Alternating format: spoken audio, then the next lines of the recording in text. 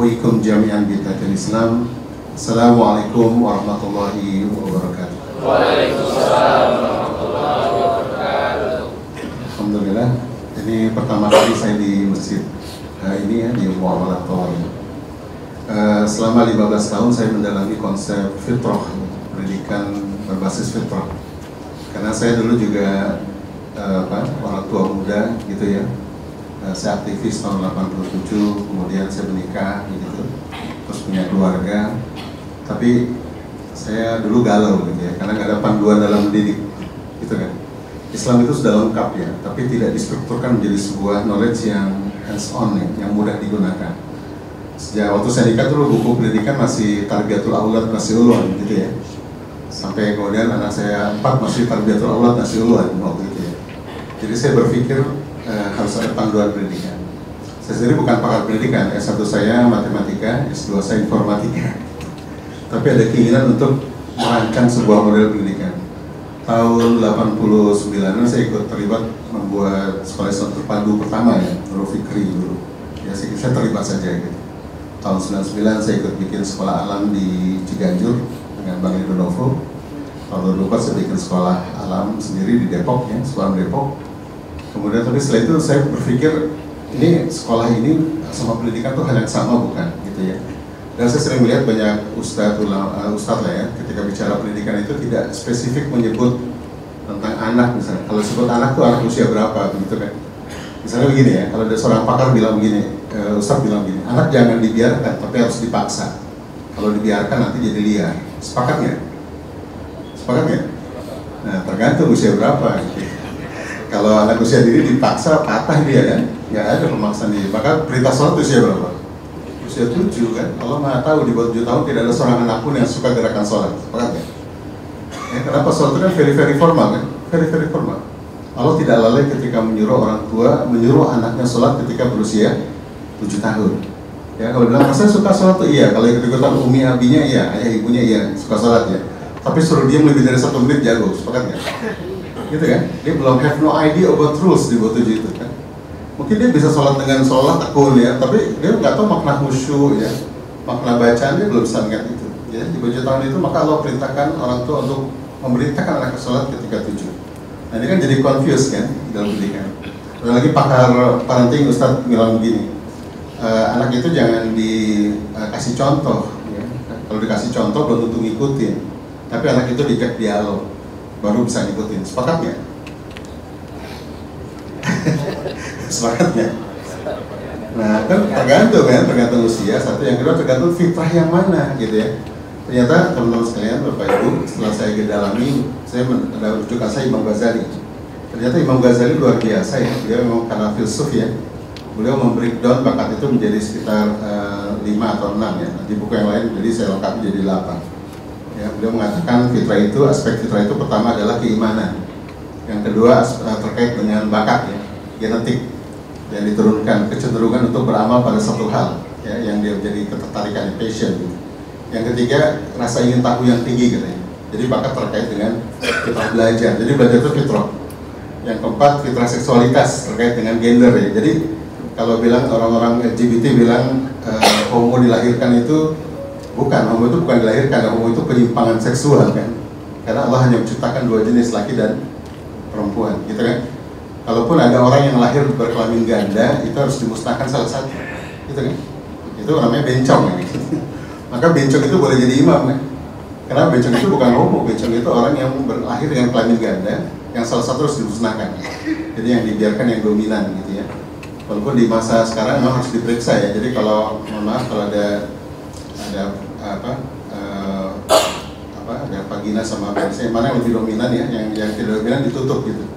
Tapi ada seorang di sebuah daerah gitu, bapaknya pengen dia anak laki-laki gitu ya, jadi dia punya 2 kelamin yang V-nya ditutup gitu, karena bapaknya pengen jadi laki-laki. Ternyata umur 10 tahun meninggal dunia. Kenapa? Ternyata dia perempuan. Begitu umur 10 pengen mens nggak keluar kan, meninggal. Kalau sekarang harus diperiksa ya. Nah begitu, jadi laki perempuan ini juga merupakan fitrah. Sebuah riset di luar negeri juga ditemukan anak umur 3 tahun dikasih mainan gitu ya, umur 3 bulan dikasih mainan, ternyata anak laki-laki cenderung memilih mainan yang geometris ya, yang berbentuk tembak-tembakan, mobilan. Karena perempuan cenderung memilih yang lembut ya, tidak berbentuk mainan ya, kain, bantal begitu. Tapi di sana juga menggambarkan anak-anak laki-laki dari umur 3 bulan, selama 6 bulan dikasih mainan perempuan, jadi suka perempuan dia. Anak laki juga kalau selama 6 bulan dikasih mainan perempuan, jadi suka anak perempuan dikasih mainan laki jadi suka mainan laki-laki begitu ya. Ini kan intervensi, bukan ya? Ini intervensi. Maka dalam Islam itu kullu mauludin yuladu alal fitrah. Setiap anak lahir dalam keadaan fitrah. Orang tuanya yang merubahnya menjadi Yahudi, Nasrani dan Majusi. Nanti kita bahas. Jadi ada 8 fitrahnya. Fitrah iman, fitrah bakat, fitrah seksualitas, fitrah belajar, fitrah individualitas, fitrah estetika dan bahasa. Jadi kinain juga fitrah itu kan. Karena anak kecil itu nggak perlu diajarkan bahwa awan yang bagus itu indah, dia sudah otomatis. Wajah yang sumringah itu indah, nggak perlu dijelaskan ya. Itu fitrah ya.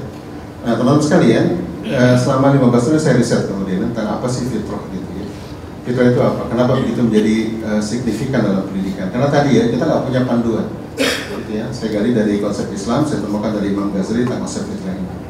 Hari ini kita perhatikan ya, fitrah ini nggak tumbuh dalam diri kita gitu ya, nggak dirawat dengan baik.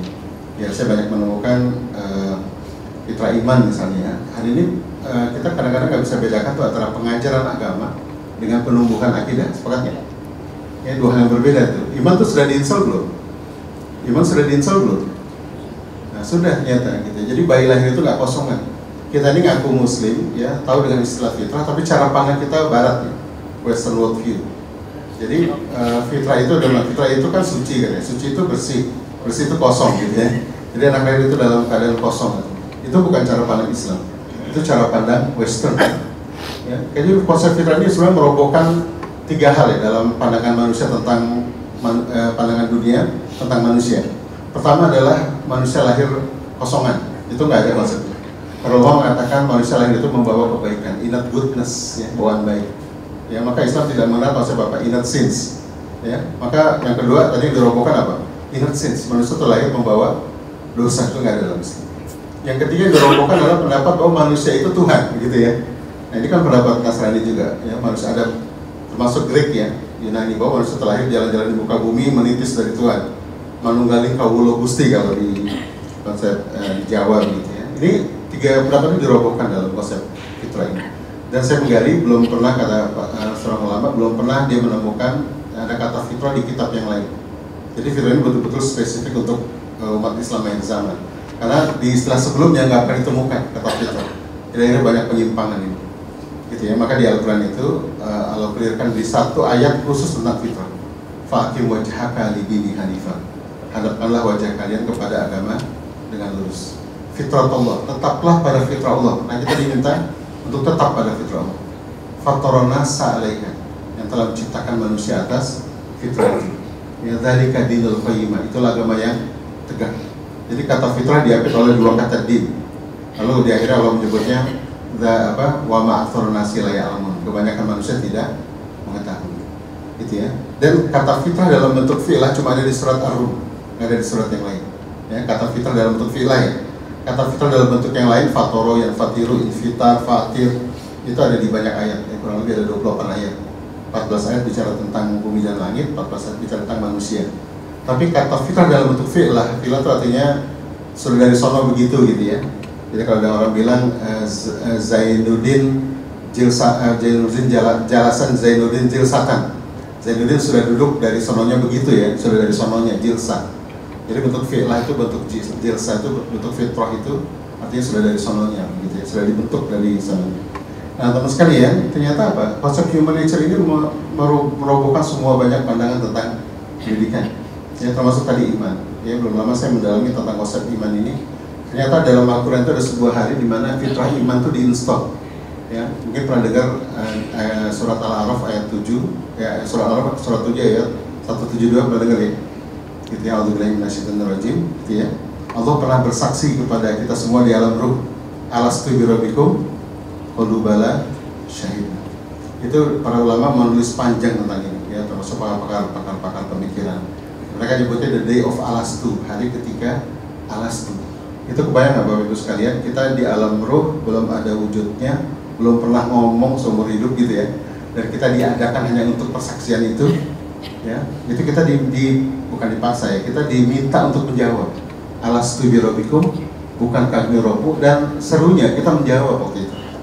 Qalu bala syahidna. Betul ya Allah, kami bersaksi. Itu ada 3 hal kata para ulama yang diinstal Allah di masa itu. Ya, yang pertama adalah konsep rububiyah. Jadi ketika Allah bilang alastu bi rabbikum, konsep rububiyah itu sudah diinstal. Ya, jadi ruh kita dipaksa untuk menerima bahwa Allah itu roh, gitu ya, rububiyatullah. Dipaksa gitu. Itu satu ya, tentang tauhid. Yang kedua apa? Tentang ilmu. Ternyata bahasa itu sudah diinstal jauh sebelum kita lahir. Bahasa, gitu kan? Alastu bi rabbikum, qalu bala. Kita bisa menjawab gitu. Jadi apa? Kita bisa mengerti dan bisa mengingat makna. Yang kedua, jadi ada yang bilang mengatakan kemudian inilah kenapa Adam itu kemudian begitu diciptakan ya, kemudian diajarkan nama-nama benda. Wa alama adama asmatullah, karena sudah disiapkan kemampuan berbahasanya jauh sebelum dibentuk wujudnya, begitu ya.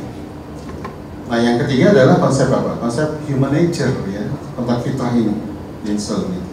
Nah, tentang tadi fitrah iman ya, itu buktinya apa gitu? Teman-teman sekalian di sini ada yang pernah ingat ya? Siapa masih ingat pernah bersaksi di alam ruh? Angkat tangan. Nah, saya juga nggak ingat ya, karena bukan diinstal di memori, tapi diinstal di mana? Di jiwa. Ya. Maka semua manusia, paling ateisnya ateis juga mengakui adanya Tuhan. Gitu ya. Salah satu bukti bahwa fitrah itu sudah diinstal. Fitrah gimana? Apa? Para ulama menyebutnya yang pertama buktinya adalah bayi menangis. Sepakat ya? Pernah dengar nggak bayi lahir tertawa misalnya? Atau begitu lahir langsung hihihi gitu ya? So bayi lahir pasti apa? Menangis. Itu bukan karena digoda setan, tapi karena apa? Seeking the God, karena mencari rohnya. Aina rohbi, aina rohbi. Mana rohku yang aku bersaksi di alam roh? Gitu ya, itu mencari. Maka dalam Islam ada syariat apa? Menyusui anak selama 2 tahun lamanya, gitu kan? Gitu. Karena apa? Inilah pendidikan akidah, penguatan akidah pertama kali itu menyusui. Kenapa? Karena ketika mencari Robi, Aina Robi, ibunya datang mewakili rohnya sementara. Ya, kalau kita belajar tauhid rububiyah, rububiyatullah itu 3 kan? Allah sebagai khaliqah, pencipta, Allah sebagai razikal, pemberi rezeki, yang ketiga Allah sebagai pemelihara atau pemilik. 3 ya. Nah, ibunya datang mewakili rohnya. Yang pertama sebagai razikal, ini memberikan rezeki berupa ASI, gitu kan? Yang kedua ibunya datang sebagai pemelihara, dipeluk, ya, dibelai, skin to skin ya, ditatap begitu ya.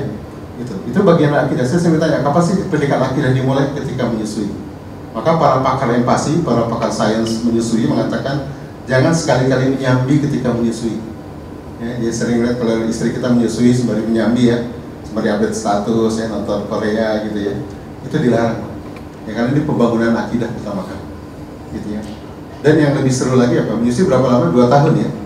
Kita belum lama saya ketemu seorang pakar dari Jepang. Di Jepang ternyata cuti melahirkan dan menyusui itu berapa? 2 tahun lamanya. Dan digaji penuh oleh negara. Gitu ya, seru ya. Karena bagi pemerintah Jepang itu apa? Menyusui anak itu bagian dari tugas negara. Gitu ya. Kalau kita ini bagian dari tugas langit sebenarnya menyusui anak kan? Sepakat ya? Nah, cuma problemnya kita undang-undang tenaga kerja kita cuti melahirkan berapa lama? 3 bulan gitu ya. Berarti kita lebih zolim dari negara sekuler gitu ya. Gitu. Maka saya sering bilang sama teman-teman di parlemen ya, anggota dewan, kalian memperjuangkan legislatif itu apa, hukum di Indonesia, hukum syariah yang simpel-simpel aja lah, menyusui digaji negara gitu ya. Ibu-ibu menyusui itu dianggarkan oleh negara gitu ya. Jadi dicari penggantinya lah kalau dia karyawan dan seterusnya. Bayangkan, di Jepang tuh namanya program Kyoku Mama. Kyoku Mama itu program untuk mengembalikan peran ibu sejati. Kyoku Mama sebenarnya nama celemek ya. Jadi di Jepang ada celemek kotor tuh yang buat tukang di pasar ya.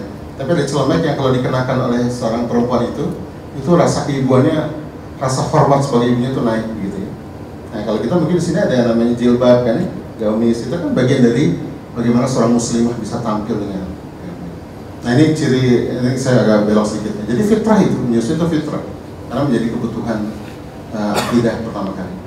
Apalagi buktinya bahwa bayi itu dilahirkan sudah membawa keimanan.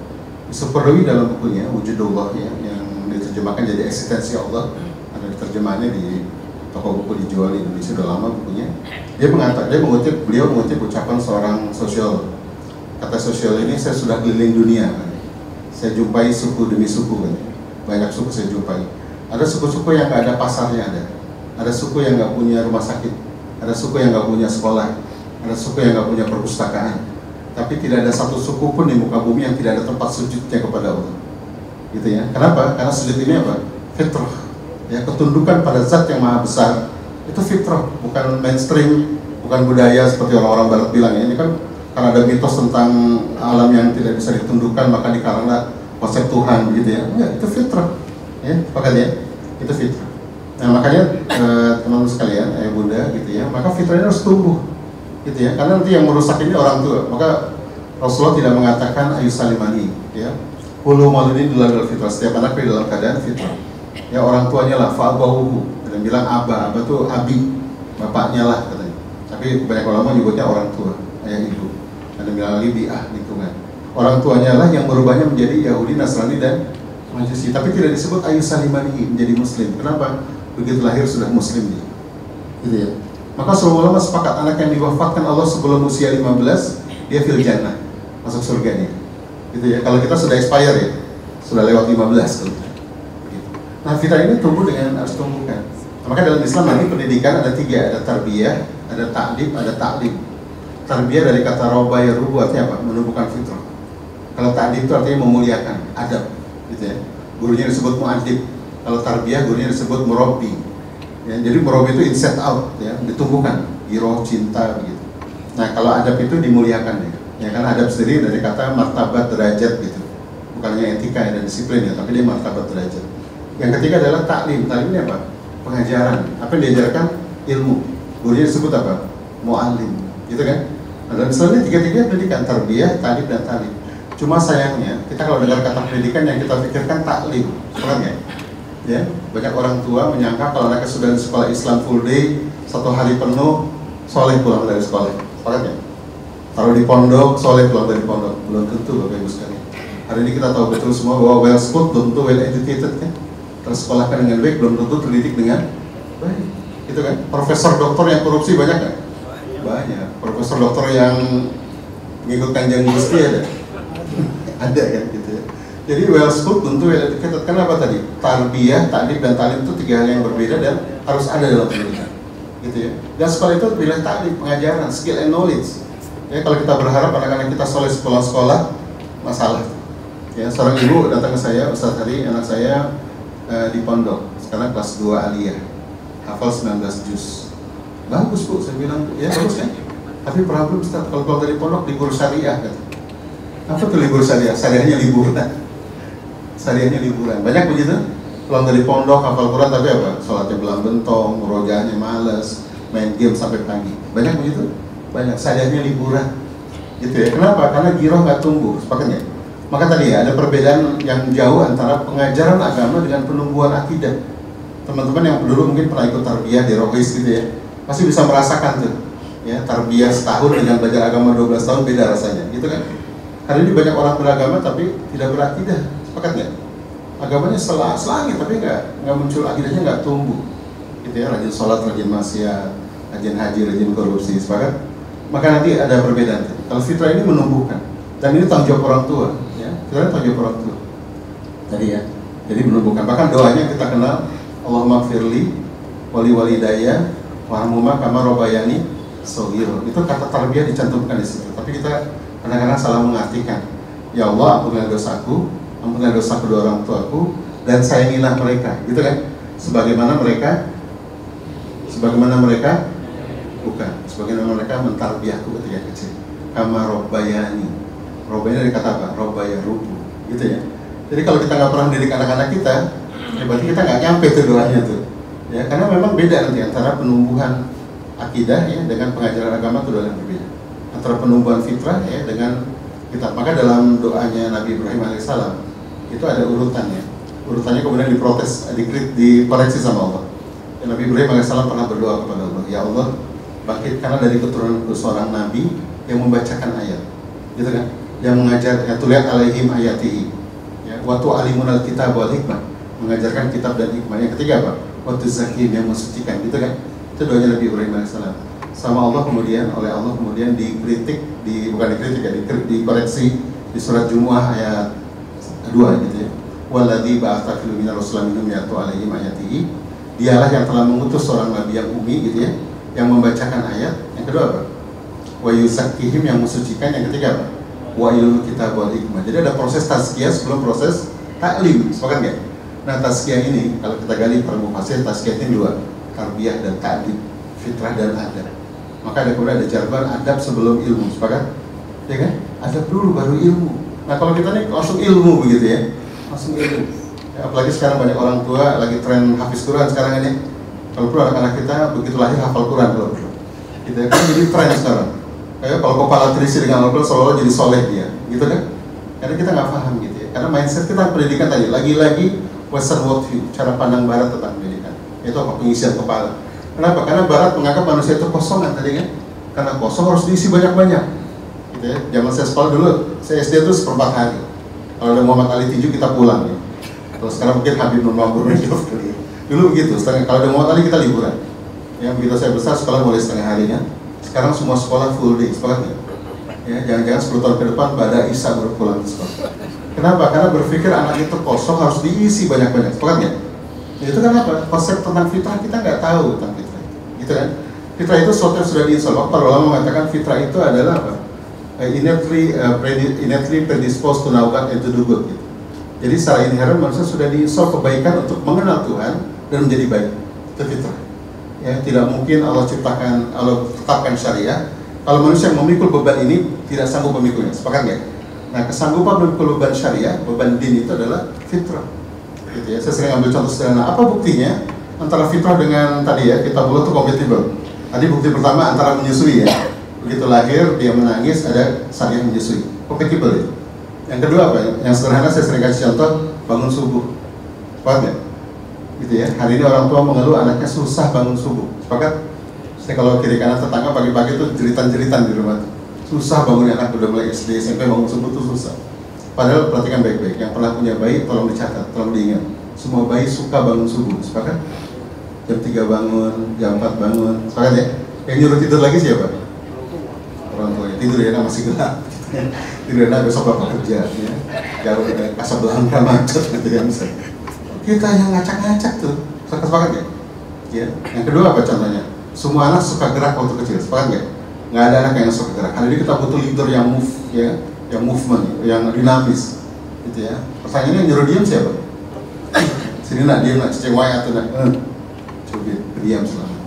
Ya bahkan kadang-kadang karena kenapa tadi ya? Tidak paham konsep fitrah, tidak paham bahwa setiap anak sudah diinstal kebaikan. Akhirnya apa? Lebay. Kalau lebay, gitu ya, pengen tergesa, pengen buru-buru. Soleh. Ya, saya Salim Villa tuh di YouTube cerita ada ibu pengen buru-buru anaknya soleh, Allah dibawa-bawa katanya. Kalau anak bergerak, nah Allah tidak suka anak loncat-loncatnya, nah anak main piring, nah Allah nggak suka anak main piringnya. Coba cari dalil hadisnya tuh. Allah tidak suka anak main piring misalnya. Gitu kan? Nah ternyata ada sebuah riset membuktikan bahwa anak-anak yang tidak diberikan hak bergeraknya ketika besar sholatnya tidak tumanina. Sekali anak SD kelas 5 kelas 6 sholatnya goyang-goyang ya, anak SMP garuk-garuk kan, karena tidak diberikan hak masa anak-anaknya. Kalau dalam bahasa psikologi, anak-anak yang tidak diberikan hak masa anak-anaknya telah kita temukan orang dewasa yang kekanak-kanakan. Oke, Bapak Ibu. Nah, saya menggali panjang tentang Rasul di Bani Sa'diyah. Saya pengen tahu, ini kan Rasul kan maksum kan, dijaga oleh Allah kan. Saya pengen tahu pendidikan kurikulum Allah untuk Rasulullah di Bani Sa'diyah waktu beliau di 7 tahun. Saya temukan 8 hal. Gitu ya, ini kalau dimasuk kurikulum baut keren sebenarnya, tapi kita nggak pakai kan, gitu ya. Yang pertama apa? Lingkungan harus hanif. Jadi kalau bapak ibu punya anak di 7 tahun, lingkungan harus hanif, orang-orang yang bertauhid.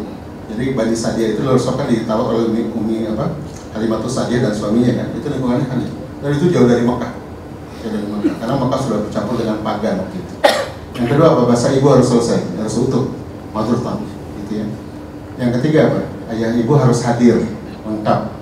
Ya, saya dalam itu di fitrah seksualitas nanti ya. Hari ini banyak kita membenci LGBT tapi have no ID untuk menumbuhkan fitrah seksualitas, sepakat ya? Ya, jadi 0 sampai 6 itu penguatan identitas gender. Bahkan usia 3 tahun seorang laki-laki harus jelas menyebutkan gendernya, laki dan perempuan. Aku cowok, aku cewek gitu. Itu umur 3 tahun. Kalau anak kita umur 3 tahun masih nanya, ya aku cowok apa cewek? Itu ayahnya jarang pulang barangkali ya. Sering dinas itu. Dia nggak punya komparasi laki dan perempuan. Gitu ya. Tadi kita seru nih, kita membenci LGBT, menolak LGBT, tapi nggak tahu cara menumbuhkan seksualitas. Seorang ibu di Bandung ya ketemu saya sama saya umur 6 tahun, laki-laki, senangnya boneka Barbie. Kalau pilih baju warnanya pink, paling maco aja Tosca. Gitu.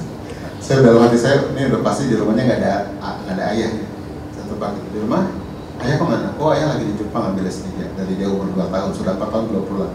Oke, ada siapa lagi di rumah? Ada kakek? Oh kakek nggak ada, sudah meninggal. Sama siapa? Sama nenek, sama saya, sama bibi. Ada adik laki nggak? Enggak, sama adik saya 3 orang, perempuan semua. Pas. Nah laki-laki yang kebanyakan dengan perempuan melambai dia. Gitu ya. Pernah tahu hairstylist tukang cukur rambut? Itu kebanyakan kan cowok ya, tapi agak melambai gitu kan? Karena kebanyakan pelanggan ini perempuan. Dia agak melambai. Nah, dulu di sekolah alam, saya kan bikin sekolah alam. Kami riset PG1, PG2, TK1, TK2, SD1, SD kami riset. Kelas-kelas yang gurunya sepasang, anaknya lebih stabil, emosi dan rasional. Tapi kelas-kelas, satu kelas 2 orang gurunya. Kelas-kelas yang gurunya dua-duanya perempuan, anak laki-laki yang melambai. Kelas-kelas yang gurunya dua-duanya laki-laki, anak perempuannya jadi tomboy. Jadi pengaruh nggak? Pengaruh, karena seorang anak laki-laki butuh 75% sosok maskulinitas dari ayah, 20% feminitas dari bunda, agar menjadi imam yang tangguh tapi tidak melambai ya, tapi punya sisi kelembutan. Oke? Yang kedua, anak perempuan butuh 75 supaya feminitas dari bunda, 25% maskulinitas dari ayah, agar menjadi makmum yang setia, penuh cinta, lembut tapi tidak rapuh. Jadi ayah ibu penting ya? Penting di dalam pendidikan gitu. Dan lagi Rasulullah walaupun ayah ibunya meninggal sepanjang hidupnya tidak pernah kehilangan sosok ayah ibu. Sepakat? Nggak pernah kehilangan itu. Maka jadi suami oke, jadi ayah oke ya, karena dia lengkap ya Rasul. Gitu ya. Nah hari ini kita kadang-kadang jadi ayah, saya banyak keluar daripada ibu ya, suaminya kurang tangguh, yang galakan istrinya, sepakat ya? Ini kan lahir suami-suami takut istri. Gitu ya. Kata Cak Lontong, saya kalau kemana-mana bawa foto istri katanya. Kalau ada masalah lihat foto istri, semua masalah selesai. Ya, kalau masalah terbesarnya di foto itu. Gitu ya. Saya banyak di materi, banyak di forum-forum fatherhood forum. Mungkin kapan-kapan di sini kita buat parenting khusus ayah, sepakat ya? Nah, karena penting ya dikembalikan fitrah keayahannya itu penting. Karena hari ini ayah kurang tangguh. Zaman dulu anak kalau nangis larinya ke bunda, ayah galak gitu. Kalau sekarang anak nangis larinya ke ayah bunda galak, sepakat ya? Nah, gitu. Karena harusnya ayah sang raja tega, bunda sang pembasuh luka misalnya. Kalau sekarang bunda sang ratu tega, ayah sang pembasuh luka. Itu kalau bikin film judulnya Fitrah yang Tertukar. Ya kan? Sekarang nggak tahu, saya komik ada ulama nih jalannya menjelang kiamat. Ada pertukaran peran gitu ya. Para ayah cari nafkah aja gitu kan, tidak punya sosok kekuatan jadi seorang ayah. Nanti gitu ya, ada 8 hal yang itu nanti kapan kita bahas, dan 8 ini 8 fitrah ternyata. Ya, 8 fitrah tadi termasuk ego, bahkan miara hewan ya. Anak-anak di bawah itu harus miara hewan karena itu melatih executive functioning, kepemimpinan. Sekolah-sekolah internasional yang mahal hari ini mewajibkan anak-anak miara hewan, paling nggak tumbuhan. Rasulullah sudah mulai mengembala kambing pada usia 3 tahun gitu ya. Jadi penting nih melihara hewan. Jadi itu untuk melatih executive functioning. Terus belajar di alam, sepakat ya? Anak-anak di Bojoto itu belajar di alam, bukan di gedung ya. Makanya dia ada namanya taman kanak-kanak kan. Ya, Raudatul Atfal, Bustanul Atfal. Bustan, Raudah kan taman artinya, kebun. Jadi kalau ada pot belajar di gedung namanya gedung kanak-kanak. Gitu ya. Jadi kita banyak ngaco ya. Maka banyak fitrah nggak tumbuh. Kita hanya memberhalakan akademis gitu ya. Tahu Reinhardt yang kemarin di Manchester itu? Ya, itu sedang mengambil program doktoral kan. Ternyata orang yang cerdas akademis itu bisa jadi psikopat yang berhubungan dengan otak bijaknya. Saya belum lama diundang oleh Risman di UI, Fakultas Hukum UI sedikit lagi ya. Itu ternyata ditemukan anak-anak yang terpapar pornografi parah itu bisa kuliah sampai S3 dan cum laude. Jadi nggak berpengaruh sama kecerdasannya, tapi yang berkurang apa? Otak bijaknya kalau mereka nyebutnya itu. Jadi otak bijaknya ada otak bijak yang kalau orang terpapar pornografi ya, terus kena terpapar kecanduan yang games gitu ya. Ini otak depannya mengecil 4,5 cm. Mengecil. Ini otak bijak. Kalau muslim kan bukan di sini ya, kalau di sini ya. Jadi kolbunya rusak gitu ya. Jadi ini pengaruh Bapak Ibu sekalian. Maka dalam didik generasi ini kita mesti perhatikan 3 hal tadi. Fitrah ada. Ya, kemarin saya ke Jawa Barat, ke Subang, ada pondok pesantren besar di sana. Itu ustadz saja yang ngeluh. Ustadz, anak-anak kami di sini kalau baru masuk jilbabnya sepinggang. Nanti kelas 2 sedada jilbabnya. Kelas 3 seleher jilbabnya. Makin tinggi hafalannya, makin tinggi kelasnya, makin naik kerudung. Kenapa tadi? Karena tarbiyah tidak ada. Yang ada apa? Hanya pengajaran semata. Ya, Alhamdulillah mudah-mudahan ini bisa memberi sedikit pencerahan buat kita. Pada waktunya sempit gitu ya. Saya dikirimkan materi yang banyak tadinya, jadi biar nanti bisa berseri berikutnya. Saya ingin sampaikan pada pengantar ini bahwa pendidikan berbasis fitrah itu menjadi agenda kita hari ini. Ya, karena banyak anak-anak tidak tumbuh fitrahnya, tidak tumbuh girohnya kalau istilah keimanan, bakat. Nah kita bahas bakat ya, seksualitas, bakat, ego, itu banyak cedera itu karena fitrah-fitrah yang tidak baik. Alhamdulillah, jazakumullah khairan jazaa. Assalamualaikum